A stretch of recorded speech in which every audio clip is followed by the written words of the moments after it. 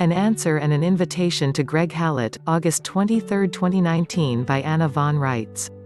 Dear Greg, I read with interest your long expository piece about Queen Victoria and the situation she faced in regard to the Rothschild coup, all points duly noted. However, saving the royal line via an illicit, underage, out-of-wedlock tryst between cousins reeks of exactly the same practices and standards practiced by the Illuminati, practices and religious beliefs steeped in the cult of bloodlines and intermarriage with close relatives and obvious disregard for standards of age of consent and marital vows and wedlock, things that are all foreign and emblematic of the Egyptian Cultists, Druids, etc., and not Christian at all.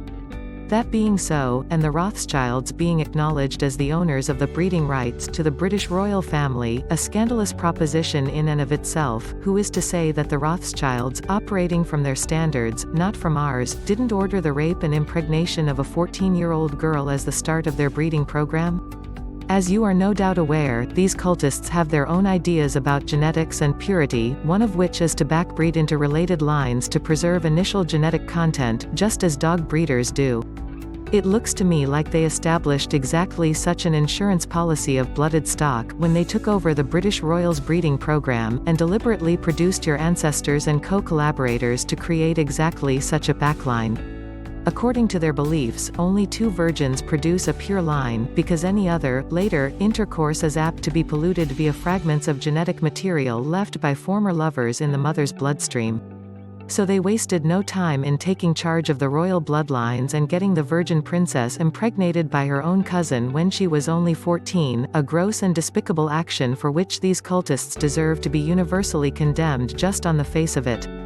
It also makes sense that they would do this as a preliminary action, as it was their intention to otherwise adulterate and thereby invalidate the British royal bloodline, which is what they proceeded to do and which is the trump card you are now playing. The diabolical genius of this is that they wind up with two bloodlines, one pure according to their ideas, one adulterated also according to their ideas, both of which they own and control. The impure serve as puppets and scapegoats. The pure serve as a fallback for them to continue claiming the throne no matter what. If the adulterated line refuses to do their bidding, or people wake up and get out the pitchforks, they bring forward the pure bloodline and use that as an excuse to depose the impure line, and then they present it you as an alternative to their same evil, Boaz and Joachim, pillar and post, Republican and Democrat. You will all have to get up a lot earlier in the morning to put any such argument or facile substitution past me.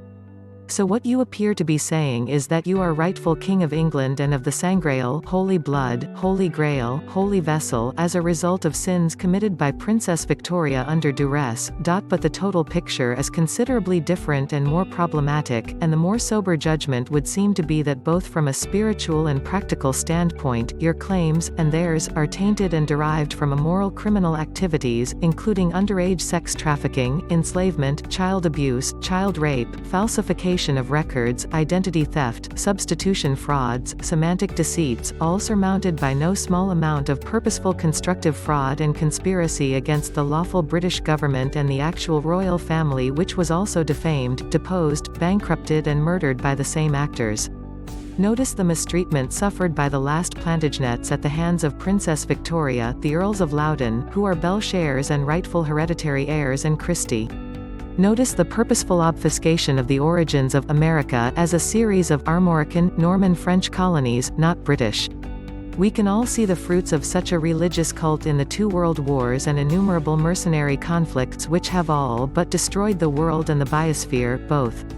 So, given that, why would anyone in their right mind continue to support any individual monarch or form of governance promoted by these cultists at all?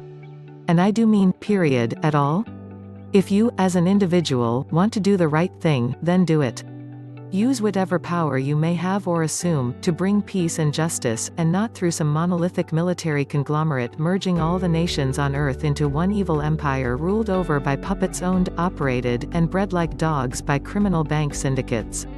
This whole storyline of beneficent merging of nations all being brought together doesn't smell right, and there is a reason that it doesn't. It's the same garbage that the deep state has been trying to accomplish for years, only rebranded as something new and good.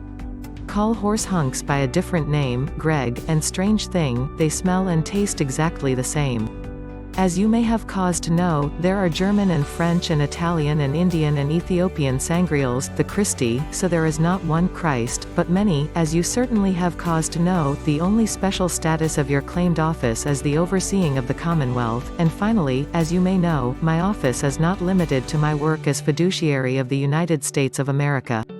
I would suggest that the Bank of England and the Society for the Economy and the Government of Westminster simply give up, admit what they have done, cough up the records, do what they can to correct and make amends, and otherwise stop causing trouble. If the perps have given you all sorts of ranks and titles and passed the purloined scepter to you, it's well past time for you to tell the U.S. Navy to stop its illicit attacks on America and stop its tampering with American water resources and stop its disrespect of its obligations under the ENMOD treaties regarding domestic targets only, and stop trying to corner the market on water supplies. It's never going to work. We have all the patents as evidence and proof in their own handwriting and need nothing more to condemn them all to death. No questions asked. And the people of over 200 countries would applaud the action. My office is not terrestrial in origin, not subject to any earthly king or prince. I know exactly who I am and am in full command of my history. If you want to talk Turkey, get on the horn and talk. Field has my number.